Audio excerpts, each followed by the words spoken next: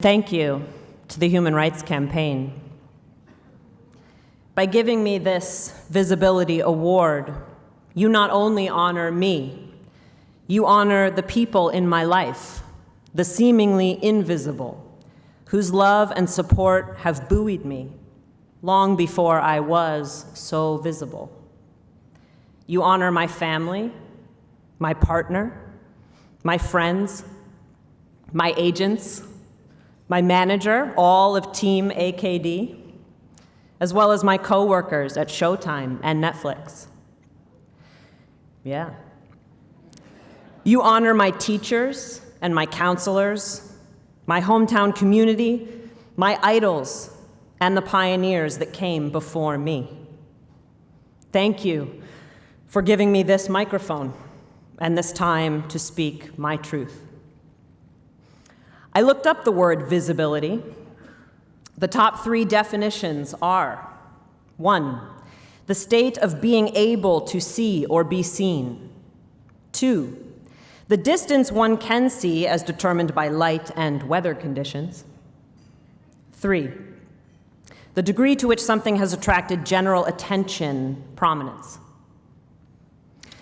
The degree to which I have attracted attention, prominence in the past year is no doubt a part of what led to me being selected to receive this honor tonight. Being the first non-binary gender-identified actor to play a non-binary gender-identifying character in a major television show has widened my platform, and I am grateful. Being out as a non-binary, trans, pansexual has garnered me acceptance and praise, for which I am also deeply grateful. I have received messages from people of all ages, from all over the world, expressing their gratitude for my existence, telling me that simply by learning about me, they feel less alone. There is vitriol, too, but it is outdone by love. When it comes to the ability to see and be seen, I don't know if it is always helpful to ask the existential question, why me? In this case, I feel it is deeply important for me to examine the many multi-layered ways and multi-layered answers to that very large question for you all tonight. Why me? Why am I standing here on this stage tonight? And perhaps to answer the why, I must first answer the how. I was raised by an extraordinary single mother, an artist, who instilled in me a determination to not only survive, but to thrive in a world that is too often cruel and unsafe for artists and dreamers. A mother who encircled me with unconditional love and support.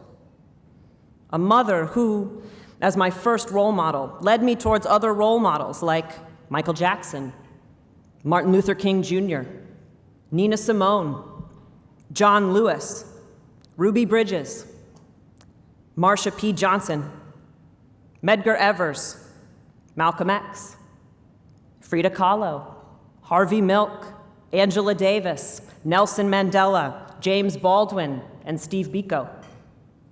Role models who spoke their truths in their own communities, which resonated with the world at large.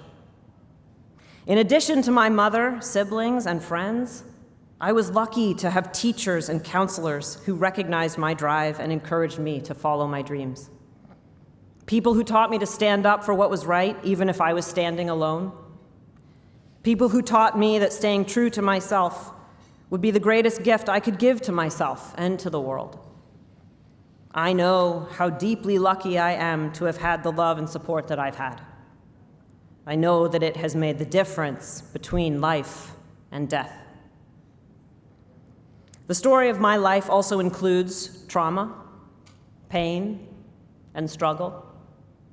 It includes feeling invisible, scared, and alone, despite the love and support that surrounded and continues to surround me. So how, in spite of my struggles, am I here today? Because of that buoying love and support. And because I am light-skinned, labeled white, and was assigned female at birth. We are given many labels at birth, and these labels have life and death consequences. Because I was labeled white and assigned female at birth, I am able to wear a suit, and it is considered groundbreaking, while my femme friends of color who were assigned male at birth are ostracized, bullied, and beaten because they wear a skirt or a dress. Because I was labeled white and assigned female at birth, I am praised for declaring that clothing, makeup, and jewelry have no gender, while my femme friends of color who were assigned male at birth and declare the same are told there is no safe place for their expression. Because I was labeled white and assigned female at birth, I do not fear for my life every time I leave my house, unlike my femme friends of color who were assigned male at birth, who live at the dangerous and often deadly intersection of racism, transphobia, and sexism.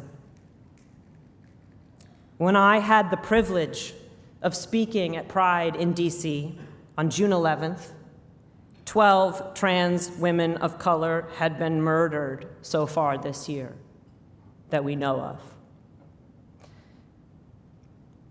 That number is now at 19.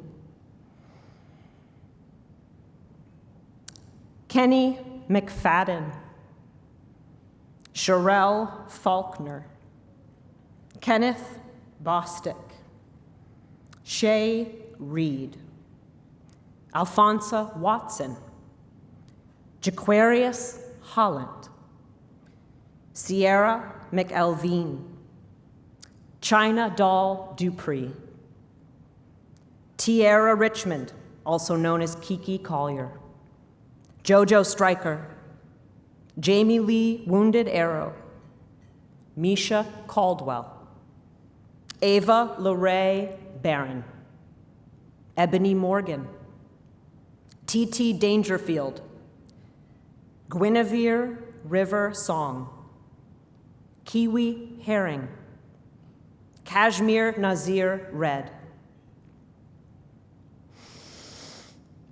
and my friend, Kendra Marie Adams. Now that I've answered the how, we come to the why.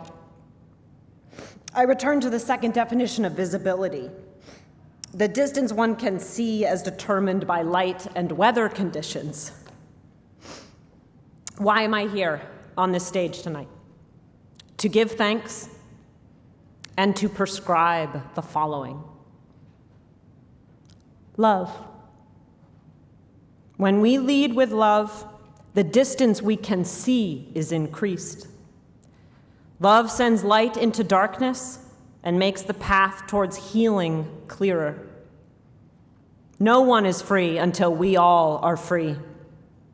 Until the most marginalized among us, Black, Indigenous, and people of color, especially trans, intersex, and genderqueer folks, are held up as essential assets toward the survival of us all, no one will be free. Until discriminatory laws, which put into question the fundamental nature of all our inalienable rights, are dismantled, no one will be free.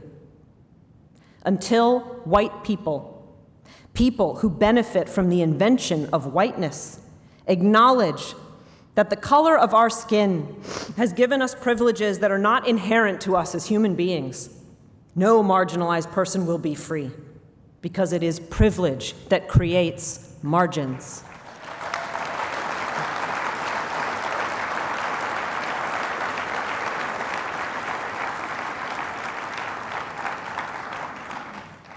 When we work to make the world safer for others, we are ultimately working to make it safer for ourselves.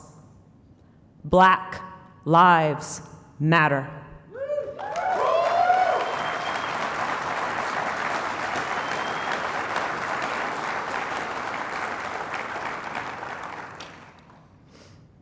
In closing, To all the people who do not feel safe being visible, I know you may also feel ashamed, and I understand. In the moments where you feel that you are alone, that no one loves you, and that you don't matter because you feel invisible, remember that I am there with you. I love you. I see you, and you matter to me. Remember that no matter what anyone says, you are awesome. And anyone who tries to deny your awesomeness is missing out, and that's their loss.